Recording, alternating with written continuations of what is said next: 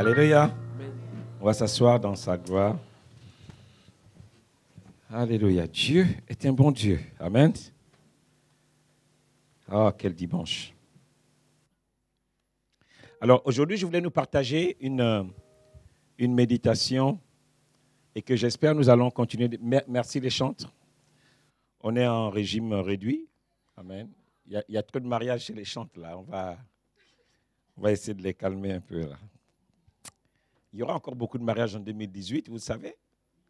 Il y a des gens qui sont assis là, qui ne savent même pas que l'année prochaine, ils auront un fiancé.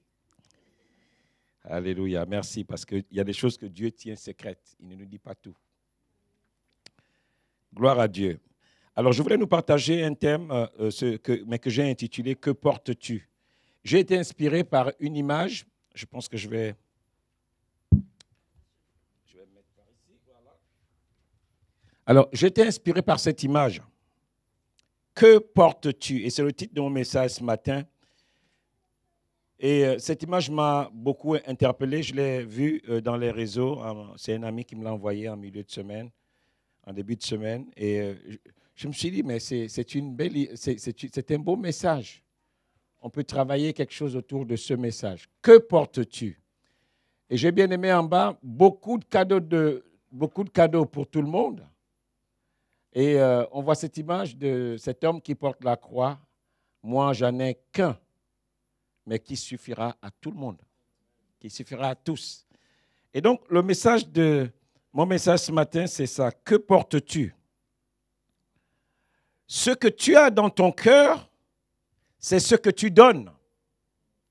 Ce que tu portes, c'est ce que tu donnes. Alléluia. Ce que tu portes, c'est ce que tu dis. Ce que tu portes dans ton cœur, c'est ce que tu dis. Ce que tu as dans ton cœur, c'est ça qui va motiver tes actions. Et ce que tu as dans ton cœur, ce que tu portes en toi, va finir par se manifester. Amen. Et aujourd'hui, nous sommes Noël. Et on voit toutes ces personnes qui s'endettent, pour essayer de donner une fête excellente à leur entourage ou à leur famille. Des gens qui se surpassent, il faut préparer la Noël, il faut attacher les cadeaux, il faut faire, il faut. Mais nous allons voir au travers de la parole de Dieu, qu'est-ce que le Seigneur veut nous dire au travers de ces moments. Il y a tellement eu de discussions, est-ce que Jésus est né le 25 décembre? Nous n'en sommes pas là, ce n'est pas ça le sujet. Jésus, nous savons qu'il est né un jour. Et que qu'on le nomme le 25 décembre ou pas, ce n'est pas ça le sujet. Mais quel est le message que le Seigneur est venu mettre dans nos cœurs? Et c'est ce message que nous devons porter finalement. Amen. Lisons dans 1 Jean, au chapitre 4, les versets 9 à 10. C'est un très beau verset. La Bible nous dit que l'amour de Dieu a été manifesté. Amen. Un jour, Dieu a nourri un projet qu'il a porté dans son cœur. Je ne sais pas quel jour, quelle année c'était, mais nous savons que Dieu vit dans l'éternité et que le temps de Dieu n'est pas notre temps. Mais un jour, Dieu a porté un projet dans son cœur et il a décidé de manifester ce projet. La Bible dit que l'amour de Dieu a été manifesté envers nous. Ça veut dire que c'était une pensée, c'était une idée, c'est quelque chose qui a germé dans les entrailles de Dieu jusqu'à ce que Dieu a décidé de le manifester. Envers nous. En ce que Dieu a envoyé son Fils unique dans le monde. Pas afin que nous puissions faire des shows, pas afin que nous puissions faire chauffer nos cartes, mais afin que nous vivions par lui. Et cet amour-là, Jean continue de dire, consiste non point en ce que nous avons aimé Dieu, mais en ce qu'il nous a aimés et a envoyé son Fils comme victime pour nos péchés. L'amour de Dieu s'est manifesté parce que Dieu portait quelque chose dans son cœur. Et il a décidé de le manifester aux hommes en envoyant son Fils mourir, pas pour faire un show, pas pour créer des églises, pas pour faire des stars en Christ, mais il a envoyé son Fils afin que le monde ait la vie par lui. Donc, lorsqu'on parle de Noël, il est question de vie, il est question de recevoir la vie de Dieu. Lorsqu'on parle de Noël, il est question de recevoir la vie de Dieu. Alléluia. Il est question de la vie de Dieu que le monde doit recevoir afin que par cette vie, nous puissions vivre éternellement. Et Dieu nous a manifesté son amour. Alléluia. Et c'est cet amour que nous devons porter dans notre cœur, afin que nous, en retour, nous puissions le manifester. Alléluia. Pas le jour de l'an. Que portes-tu? J'ai mis cette image de la naissance pour nous donner juste des images. Cette image d'un enfant qui est là avec son père et sa mère, qui symbolise Jésus. Amen. Parce que vous savez que toutes les images de Jésus que vous voyez, ce n'est pas Jésus en fait. À l'époque, il n'y avait pas d'appareil photo. Et même les dessins, les dessinateurs n'existaient pas. Donc les tableaux, personne ne sait vraiment à quoi Jésus ressemblait. Nous savons simplement qu'il était un sémite, ni blanc ni noir. C'est ça, les Juifs, c'est des sémites. Donc, ils ne sont ni blancs ni noirs, ils sont là. Et Jésus, donc on nous voit, il y a tellement de représentations de Jésus, surtout en période de Noël. Chacun essaie de montrer la bonne image qu'il soit. Donc, cette image-là, c'est un père et une mère et leur enfant qui symbolisent les trois mages qui viennent rendre hommage à Jésus, à sa naissance. Au passage, les mages étaient des païens. Ce n'étaient pas des chrétiens. Ils ont vu en cet enfant qui était né un sauveur, parce que cela leur avait été révélé. Et ils ont voulu vivre ce temps de grâce, parce qu'ils savaient que s'ils avaient posé leur regard sur ce sauveur, quelque chose devait se passer dans leur vie. Et ils ont voulu vivre ces moments-là. Et ils ont vécu ces moments. Romains nous dit, Romains 5, à partir du verset 8, nous dit, « Mais Dieu prouve son amour envers nous, en ce que lorsque nous étions encore des pécheurs, Christ est mort pour nous. » Ce temps que nous vivons, il est question d'amour, un amour que nous qui sommes enfants de Dieu, nous devons manifester sans limite dans notre entourage. Nous devons manifester sans limite. Au moment où nous nous souvenons de la naissance du Christ, nous devons manifester cet amour sans limite. Combien de chrétiens aujourd'hui vont offrir des Bibles à leur entourage? Combien? Combien de chrétiens vont chercher des jeux éducatifs qui vont déjà commencer à orienter leurs enfants dans les voies de Dieu? Combien? Le monde va nous imposer des jouets à la mode. Des jouets qui font la une.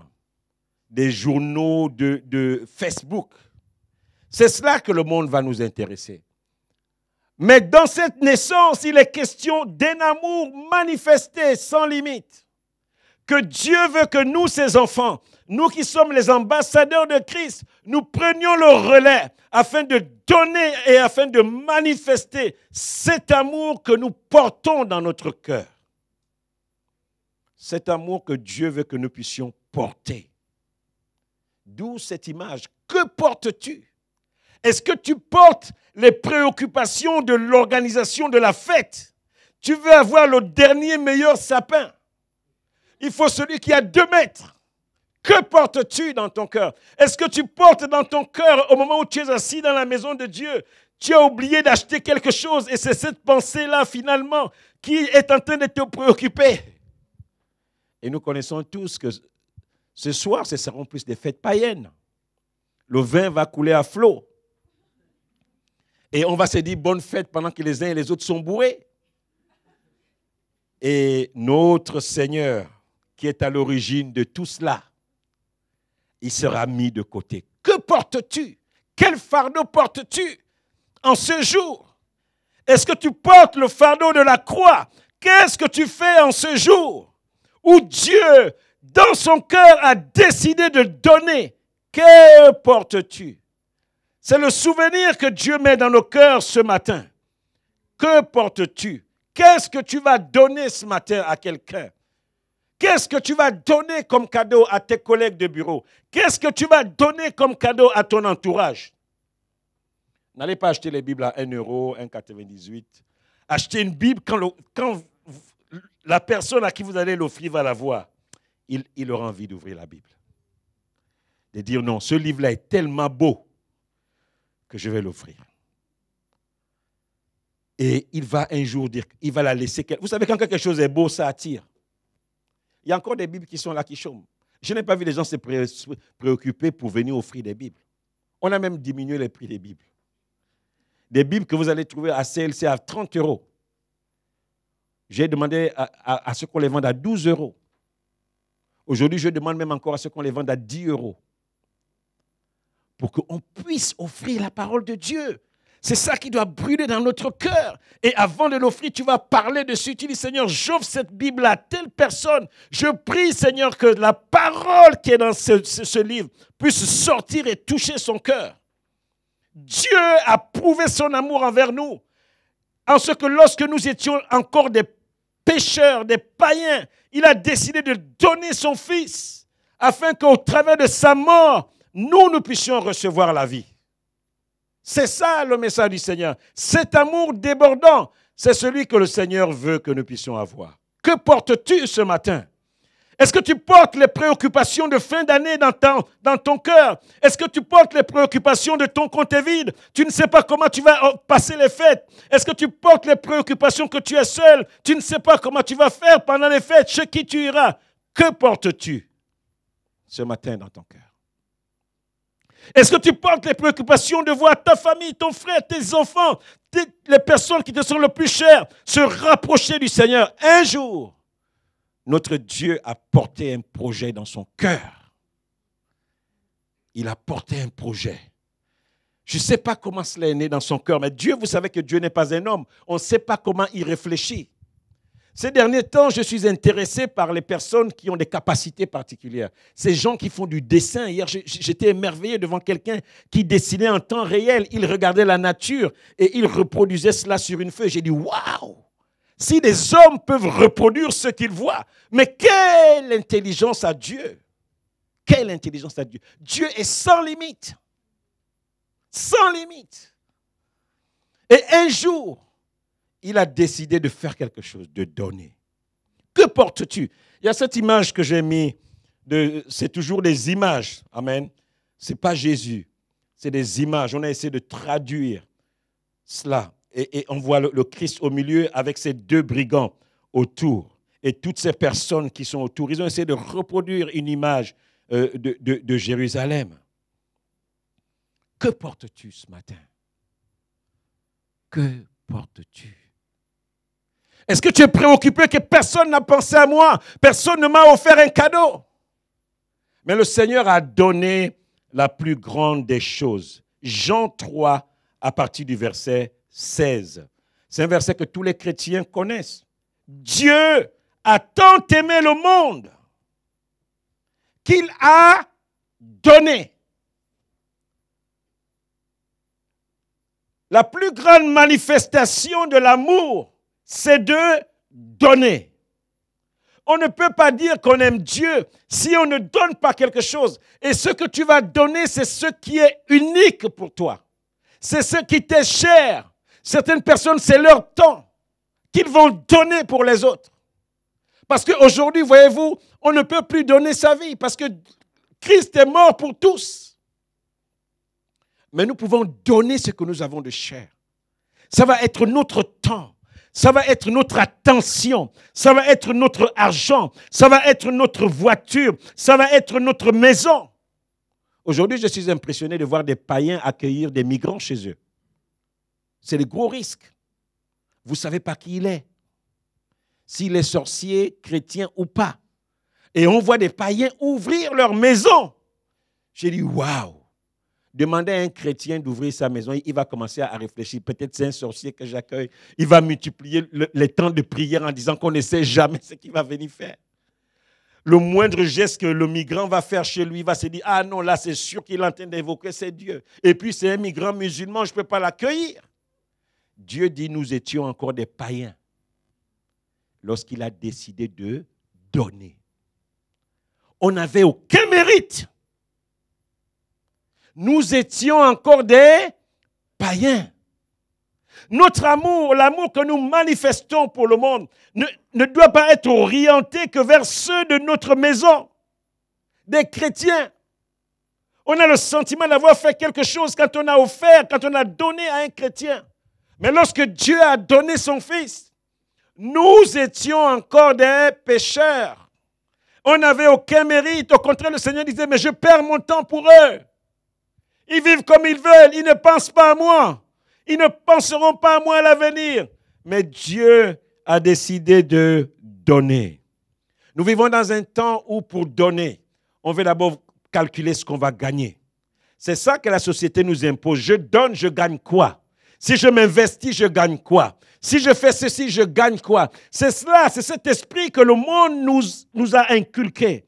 Mais le Seigneur nous dit ce matin, et le Seigneur te dit ce matin, en ce jour de Noël, en ce jour de fête, en ce jour de veille de Noël, qu'il a tant aimé, qu'il a donné ce qu'il avait d'unique. Il n'a pas donné de superflu. Je vois souvent lorsque les gens vont offrir des cadeaux, en fonction des personnes à qui tu offres le cadeau, tu vas offrir soit des babioles, soit quelque chose de bon. Si c'est quelqu'un que tu n'as pas dans ton cœur, tu vas prendre des chinoiseries. Tu vas aller voir un Chinois et puis tu vas prendre un truc bas de gamme. Mais si c'est quelqu'un que tu veux impressionner, tu vas donner quelque chose de valeur. Mais la Bible dit que Dieu a donné ce qu'il avait d'unique. Ce qu'il avait d'unique. Pas pour les gens qu'il aime, mais pour quiconque. Pas pour les gens de son cercle. Pas pour les gens de sa coterie. Il l'a donné pour quiconque. Donc ton investissement pour que le royaume de Dieu avance, c'est pour quiconque. Ce n'est pas forcément pour des gens que tu connais. Et Dieu veut que tu puisses t'investir. Que portes-tu dans ton cœur en ce jour? Est-ce que ton amour, ton cœur déborde d'amour? Tu veux donner quelque chose à quiconque? Est-ce que tu veux t'investir pour quiconque? Est-ce que tu veux manifester ta joie pour quiconque? Que portes-tu dans ton cœur en ce jour unique? L'amour de Dieu a été manifesté par le fait que Dieu a donné ce qu'il avait d'unique. Il n'a pas donné de son superflu. Il n'a pas donné quelque chose qui ne lui coûtait rien. Mais il a donné son Fils afin qu'au travers de lui, nous ayons la vie éternelle. Afin qu'au travers de lui, nous quittons notre situation de péché pour vivre en nouveauté de vie. Et que nous aussi, en retour, remplis de cet amour, nous puissions nous investir à fond pour lui. D'où ce chant de Claude Jula Payan que vous connaissez, que j'aime bien. Si tu entends le vent de l'esprit qui souffle, ne reste pas dans tes pantoufles. Amen. Il faut le servir à fond. Si tu as choisi Jésus comme patron, décide de le servir à fond. Amen. Si tu as choisi Jésus comme patron, sers-le à fond. Donne-toi à fond. Manifeste ton amour à fond, à quiconque. À quiconque. Nous étions encore sans mérite lorsque Dieu un jour s'est assis. Il a dit, ces gens, je les veux pour moi. Je vais leur donner la possibilité de faire un choix. Et il a posé un acte qui nous mettait dans une situation où indirectement nous étions obligés de choisir le Seigneur. Vous savez, le niveau de sacrifice que les gens font pour vous vont déterminer le niveau de votre engagement. Et le temps arrive, et nous fêtons la Noël chaque année. Dieu réveille son amour dans nos cœurs. Dieu ne veut pas rêver. Le monde va utiliser cet événement pour faire ce qu'il veut. Ce n'est pas ça qui nous préoccupe. Que les magasins en fassent leur business, leur meilleur chiffre d'affaires de l'année à cette période. Ne perdons pas notre temps à discuter ça. Noël, c'est une fête païenne, pas païenne. Non, ne perdons pas du temps dessus. Ce que le Seigneur veut, en chaque fête de Noël, c'est de renouveler, c'est de raviver, c'est de ranimer l'amour de Dieu dans ton cœur. Afin que tu te souviennes que si Dieu l'a fait, tu ne peux pas rester sans porter de fruits. C'est moi qui vous ai choisi, dit le Seigneur. Je vous ai choisi afin que vous puissiez porter du fruit et que votre fruit demeure. Lorsque nous arrivons dans ces temps, le Seigneur veut souffler à nouveau, veut ranimer son amour dans notre cœur. J'ai bien aimé ce passage de Paul qui écrit à son fils Timothée.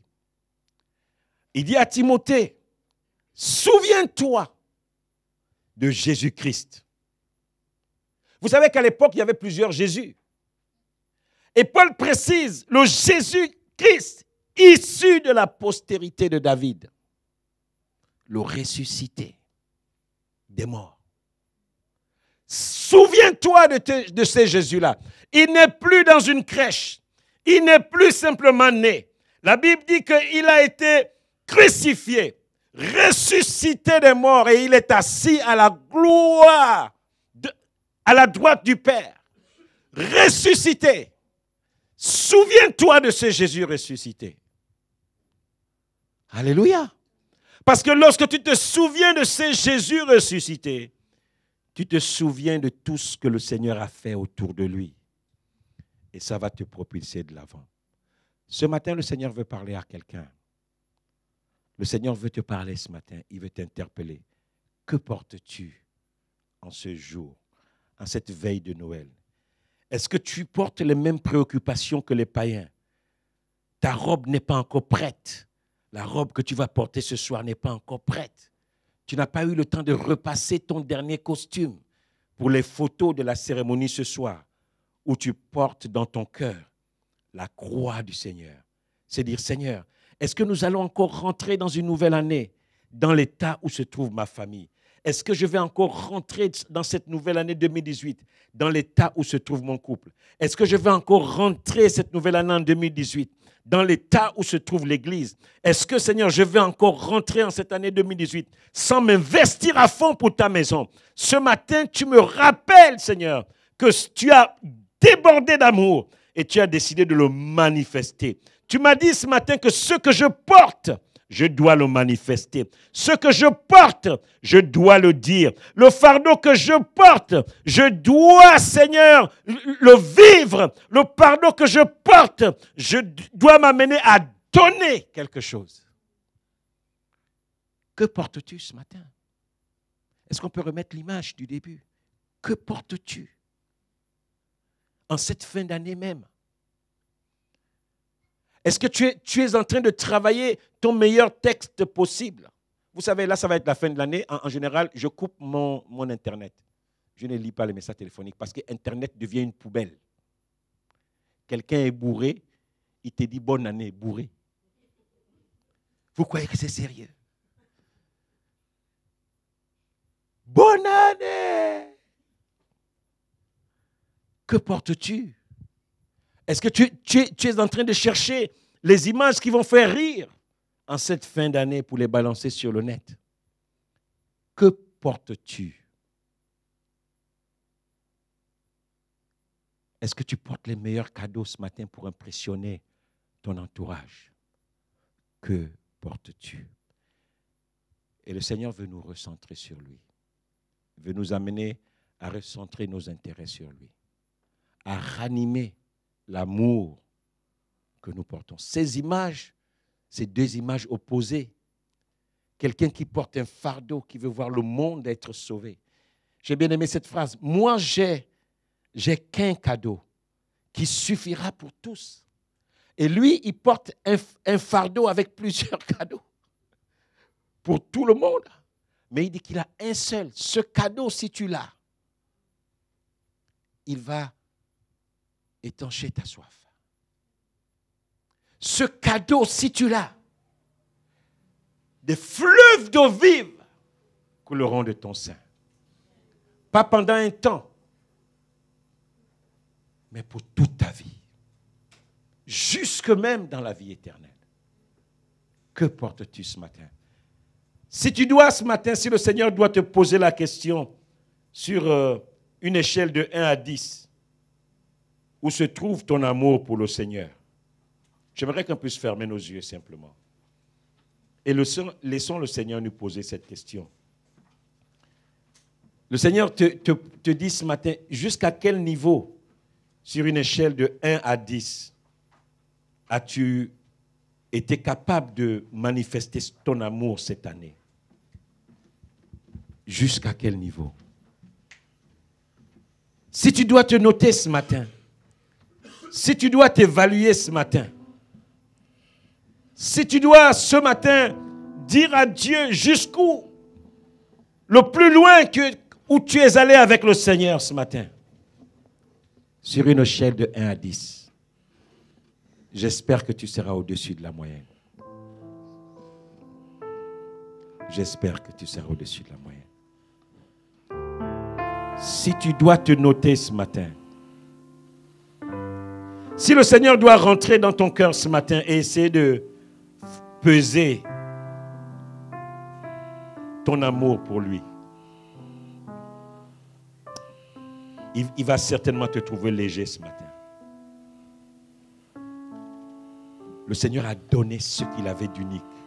En d'autres termes, il a donné ce qu'il avait de plus cher.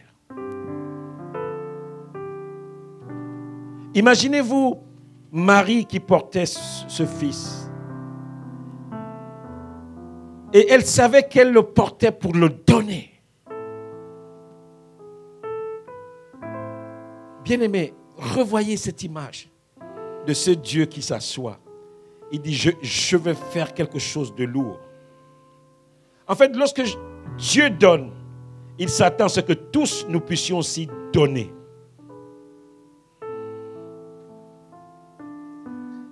Je veux qu'on puisse prendre ce chant simplement, pendant qu'on garde nos yeux fermés. Reçois ma vie comme une adoration. Reçois